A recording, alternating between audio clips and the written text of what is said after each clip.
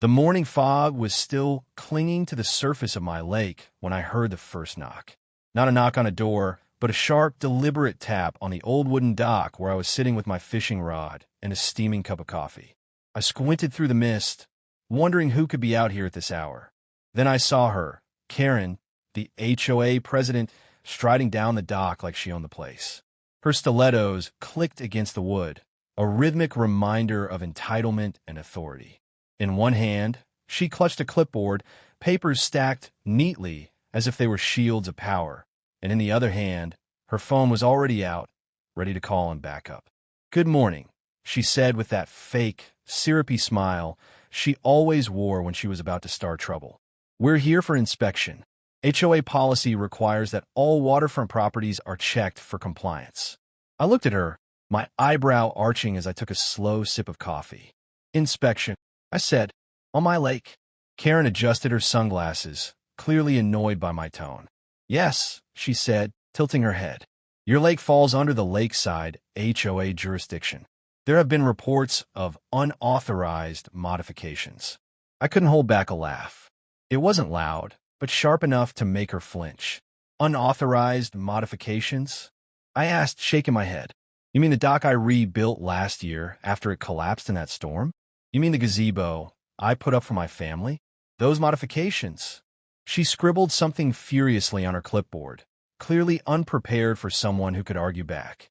"Sir, every property around here follows HOA regulations," she said, her voice firm. I put my coffee down, leaned back on the dock, and let the silence stretch just long enough to make her uncomfortable. "Karen," I said slowly, "this isn't around here. This is my property. Every inch of water, every tree, every inch of shoreline belongs to me." Her face twitched. "That's absurd. You're part of this community. You agreed to the rules when you bought here." I laughed again, a low, deliberate laugh meant to unsettle her. "Agreed to rules? Karen, I own this valley. Everything in it, including the lake you're trying to inspect. You're not inspecting my property. You're trespassing." That's when I saw her assistants, two men in HOA polos, looking confused, unsure if they should step forward or retreat. Karen ignored them, tapping her pen on her clipboard. "We're doing this inspection whether you like it or not," she said, trying to sound confident. "Go ahead," I said with a calm smile. "But I hope you brought your waders because this is my lake, and I don't take kindly to people walking through my water without permission." By mid-morning, they had taken photos of the dock, my boats, the gazebo, even the new stone walkway I had laid along the shore. Karen scribbled notes furiously, muttering under her breath about violations and fines, while her assistants snapped pictures like they were on some secret mission. I leaned against the railing, sipping coffee, and watched them scurry around like ants on a hill that didn't belong to them. When they finally retreated to the hilltop, Karen spinning in circles as she tried to regain composure, I called my attorney. "They came to inspect the lake," I said casually. "They're claiming violations, issuing fines, the whole act." He chuckled. "Did they?" he asked. "That's cute. Make sure you document everything. This is going to be fun." As the sun climbed higher, I decided to take a walk around the property, letting Karen's words echo in my mind. They had no idea that this wasn't just a lake. No idea that every plot of land in this valley, the roads, the hills, even the small forest behind the lake, legally belonged to me. The HOA was a formality, a rule book that worked only on people who didn't know who truly owned the land. And Karen had just walked into the wrong valley. Later that afternoon, I returned to the dock to check on my boat. There it was, gently rocking with the waves, the sun reflecting off the water in gold and pink hues. I thought about Karen, her little clipboard, her attempts at control, and her furious tone as she tried to assert authority over property that wasn't hers. I sipped my coffee again and smiled. They had no idea what was coming next. That evening, Karen sent another message, threatening fines, court actions, and even calling the local sheriff. I set my phone down and watched the lake turn pink with the sunset, feeling the quiet satisfaction of knowing I had all the power. The lake, the valley, the entire property, it was mine. And when the cops came, when the lawyers came, when the HOA tried to assert control, they would see what it meant to mess with the owner. As the night fell and the mist returned to the water, I walked along the dock, the boards creaking beneath my feet. The calm of the lake was deceptive. It was peaceful now, but soon, very soon, Karen's world of rules, fines, and inspections would crumble under the weight of legal ownership. And I would be standing here, right on the dock, watching it all unfold, while the arrogant queen of the HOA realized that arrogance has consequences. 2 days after the dock confrontation, I found a bright orange notice nailed to one of the posts. Its bold letters screamed at me, "Notice of violation. Immediate action required." I picked it up, feeling the crisp paper between my fingers. It was almost comical. Karen had gone full throttle. According to her notes, my dock was unapproved, the gazebo was illegal, and my lake had unauthorized recreational use. There was even a fine, $500 a day. $500 just for existing on my own property. I laughed aloud, a low, amused sound that echoed across the lake. Karen really thought she could intimidate me with fines, notices, and her clipboard army. The neighbors had begun whispering about her antics, but I decided it was time to confront the source directly. I would attend the next HOA meeting uninvited. The community hall was buzzing when I arrived, full of anxious homeowners and the usual grumbling about rules, fees, and inspections. Karen stood at the front, clipboard in hand, tapping her pen like a conductor preparing for a symphony of chaos. When her eyes landed on me, the moment of shock was almost worth the trip alone. "You're not on the list," she said sharply, trying to reassert control. "This is a members-only meeting." I smiled, calm and deliberate, and leaned on the doorframe. "Actually, Karen, since this meeting is being held on HOA land, which is technically leased from my company, I think I have every right to be here." Gasps rippled across the room. A few heads turned toward me, murmuring to one another. The tension was electric. Karen's mouth opened, then closed, like she had lost the ability to form words. "That's absurd," she said finally. "You can't just—" I raised a hand and pulled a thick folder from my bag, sliding it across the table in front of her. "These are county records. Lakeside Holdings LLC owns this valley. The HOA operates under a lease from that LLC. And guess who owns Lakeside Holdings?" I let the silence hang, giving the room a moment to absorb it. "Me." A few board members exchanged nervous glances, flipping through the documents, their faces pale. Karen's hand trembled as she reached for the papers. This isn't possible," she stammered. "It is," I said simply, leaning back. "Every inch of this land, the lake, the hills, the roads, even the trees you've been inspecting, belongs to me. And your HOA doesn't have the authority to fine me, inspect me, or enforce rules on my property." The room erupted into murmurs and whispers. Some homeowners started clapping quietly. Others were frozen in shock. Karen's face went bright red, her carefully constructed authority collapsing in front of the entire community. "I'm calling the cops," she said, pulling out her phone. Her tone was sharp, panicked. "Go ahead," I said, smiling. "Let's make it official." The rest of the meeting dissolved into chaos. Karen's assistants tried to intervene, but they were met with confused stares from homeowners who now realized that the rules they had feared were meaningless. Karen paced at the front of the room, waving her arms, shouting about regulations and fines, but her words were empty. The legal papers I had brought were clear. She had no authority here. By the time the meeting ended, Karen had stormed out, phone pressed to her ear, shouting into it as if she could order reality to bend to her will. I stayed behind, walking among the neighbors, shaking hands and exchanging smiles. People thanked me for showing them the truth. For years, they had felt powerless, trapped under her strict rules, her arbitrary inspections, and her constant threats of fines. Finally, someone had taken a stand. That night, I watched the lake reflect the colors of the sunset, feeling a quiet satisfaction. Karen had made the first move, thinking she could bully me with her tiny HOA army. She hadn't realized that power is not about titles or letters on a clipboard. It's about ownership, and she had just walked into a storm of consequences. The next morning, I checked my messages. Karen had escalated again. Emails, texts, voicemails, every one more frantic than the last. She was threatening legal action, the sheriff, county inspectors, even lawyers. But the more she pushed, the more obvious it became to everyone around her that she had no cause. Decided to leverage that frustration. The neighbors, who had been watching this unfold, began to approach me with questions and whispers of support. "Does she really have the right to do this?" one elderly woman asked. I smiled, showing her the documents. "Not a chance," I said. "All of this is my property. She's the one in violation if she steps onto the land without permission." Karen, meanwhile, was gathering a coalition of angry HOA members, trying to intimidate me with numbers. But numbers mean nothing when legal ownership is on your side. I knew her temper would get the better of her. I waited, patient, letting her overextend herself.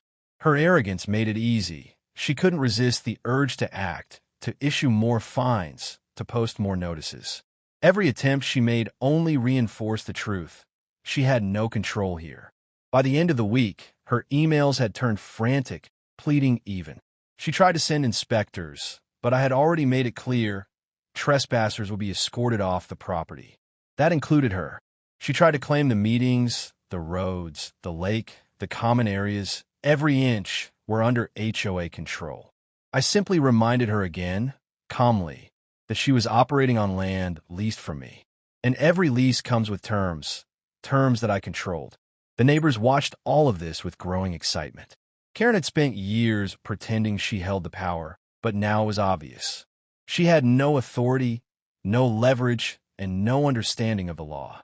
By trying to assert control over someone who owned everything she thought she ruled, she had set herself up for complete humiliation. I ended the week with a quiet walk along the lake, watching the sun glint on the water, the wooden dock still sturdy under my feet. I felt calm, confident, and entirely in control. The HOA's attempts to dominate me had failed spectacularly, and Karen had no idea what was coming next. I had the patience, the proof, and the law on my side. The rest would be simple, letting the arrogance of the HOA unravel in front of the community. And as I walked along the shore, I couldn't help but smile at the thought of the chaos to come. Karen had thought she could scare me, intimidate me, and control me. She hadn't realized that the real power was standing quietly on her little lake, watching her crumble with every misguided attempt. The game had just begun, and I was already 3 moves ahead.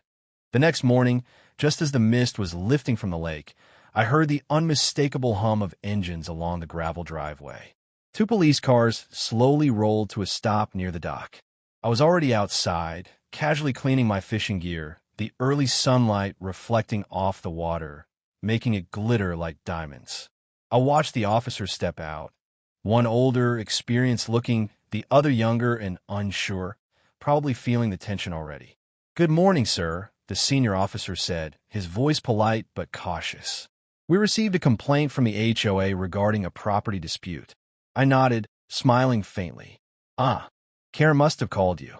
The younger officer's eyebrows shot up at my calm tone, sensing something unusual. "Yes," the older officer said slowly. "She says you're obstructing an official inspection." I leaned against the dock railing, still calm, and gestured toward the lake. "Did she show you any proof of jurisdiction?" The younger officer glanced nervously at his partner. "Jurisdiction?" he asked. I chuckled softly. "Yes, the authority to enforce rules on my property." I motioned for them to follow me as I walked along the dock, toward the small gazebo and the stone path I had built myself. Reaching the end, I pulled a thick binder from my bag and opened it.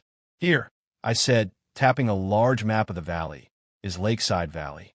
Every inch of this land, the lake, the forest, the roads, even the hills, is legally owned by me. The HOA is merely leasing access rights from my company.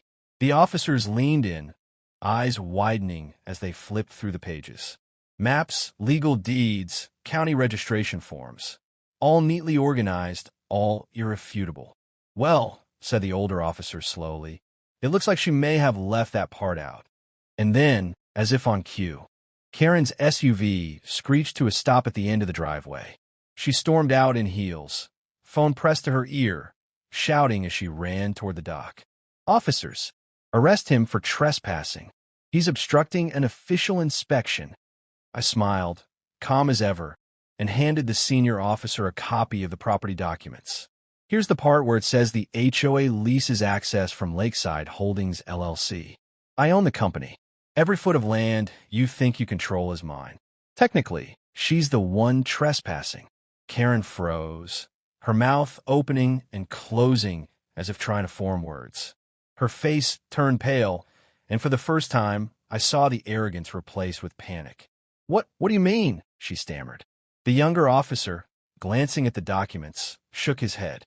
"Ma'am, I don't think you understand. You don't have authority over this property.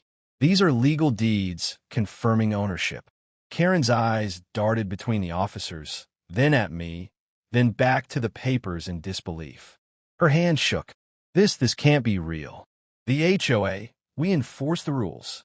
I smiled, folding my arms. "You enforce rules on land you don't own. That's the problem."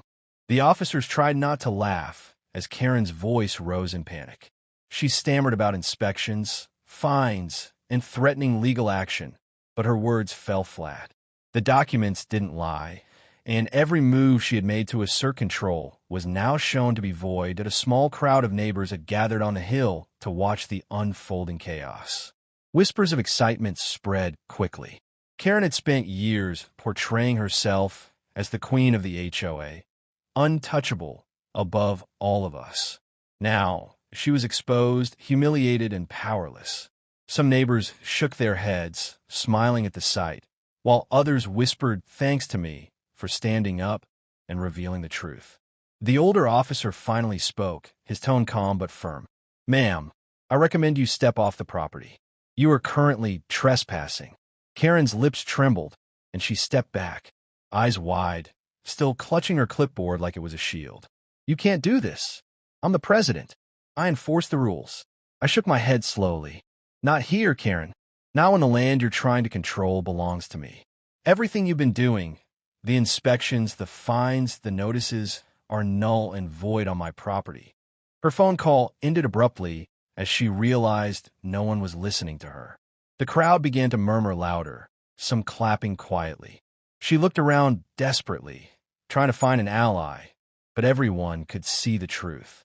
She had overstepped, and now the law, neighbors, and reality itself were against her. Karen's assistants tried to defend her, but the officers calmly reminded them that they too were on private property. The entire scene was surreal. The self-proclaimed queen of Lakeside HOA being told by cops, neighbors, and legal papers alike that she had no authority here. Her fury turned into panic, and her panic into defeat. By late afternoon, Karen had retreated to her car, muttering to herself and scrolling frantically through her phone. I watched her go, the sunset reflecting off the calm lake. The water shimmered with golden light, peaceful as ever, mocking the chaos she had brought upon herself. I had anticipated this moment, prepared for it, and now the result was complete. The arrogant HOA president had been publicly humiliated, and the neighbors finally realized the truth. Later, as I sat on the dock sipping coffee, I received messages from dozens of neighbors expressing their relief and gratitude. Some had been too afraid to speak up for years. Others had tried quietly, only to be silenced by her threats. Now, with the truth laid bare, the fear evaporated, replaced by excitement and curiosity. I smiled, leaning back, the lake calm beneath me. The storm had come, but it had been contained. The HOA's power, built on arrogance and ignorance, had collapsed under the weight of real ownership and patience. Karen had learned a lesson she would never forget. Power without understanding is nothing, and intimidation without authority is meaningless. As the last light faded behind the hills, I whispered to myself, watching the reflection of the sky on the water. They called the cops and finally learned who truly owns the law. The lake was still, peaceful, and endless like the valley itself. And for the first time, I felt not just victory, but a quiet sense of satisfaction that sometimes the best revenge is patience, preparation, and letting people stumble into their own downfall. The days after the police visit were quiet, but that calm was deceptive. Karen had retreated to her office, probably frantically emailing lawyers, scrambling for county inspectors, and calling board members in panic. Meanwhile, I began using my legal ownership to assert real control, slowly, deliberately, and with maximum effect. The HOA had built its little empire on fear, fines, and regulations, but fear can only go so far when the law is on your side. I started small.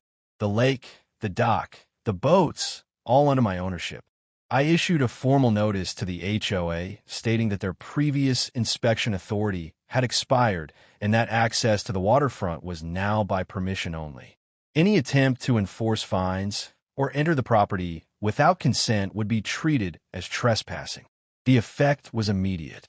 The board members, who had followed Karen blindly for years, suddenly found themselves powerless. They realized that every inch of the lake, the roads, even the trees that surrounded it, were legally owned by someone who would not tolerate bullying. Karen went ballistic. She sent letters, tried calling county officials, and even threatened legal action, but every attempt met the same response: my ownership deeds. Every lawyer she hired had to concede quietly in the background. The HOA had no case. Their so-called rules were meaningless here. Her entire empire, built on intimidation, was collapsing like a house of cards. Then I moved on to the more public aspects of revenge. I call a neighborhood meeting, the same hall where Karen had humiliated herself weeks earlier. The seats filled quickly, not with HOA board members, but with neighbors who were curious and excited. Whispers of hope and anticipation ran through the crowd. I stepped to the front, feeling the familiar warmth of the sun behind me, and looked over the room. Karen was there too, sitting stiffly at the back, her face pale and tight with anger. And tennis courts, all of which were on land I owned.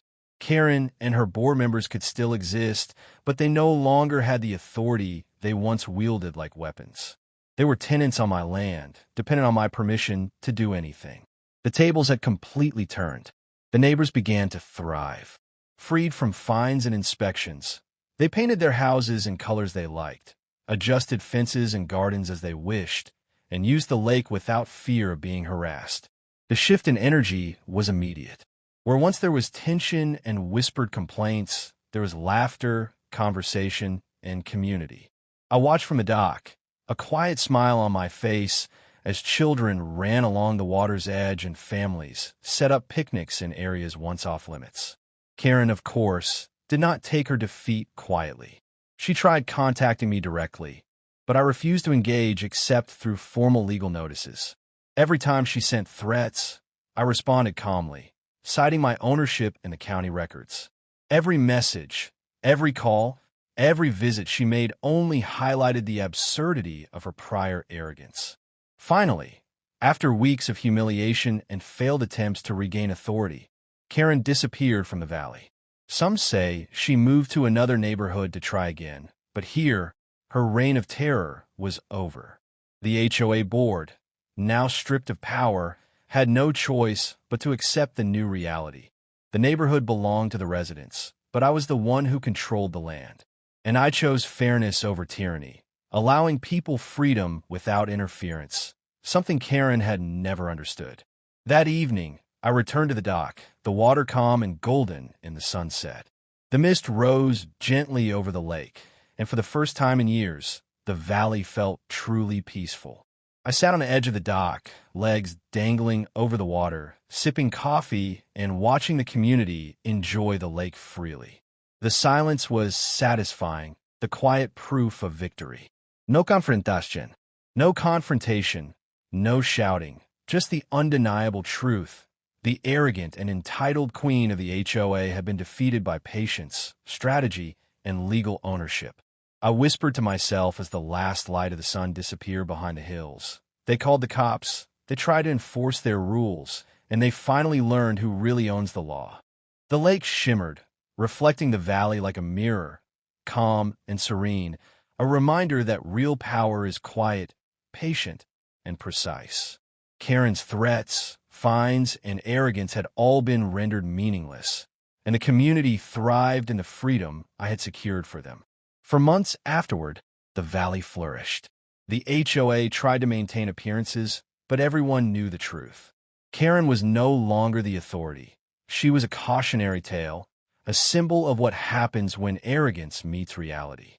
And I, standing on my dock, watching the sunset over my lake, felt a quiet satisfaction that came not from revenge for revenge's sake, but from restoring balance, justice, and freedom to a place that had long been suffocated by entitlement.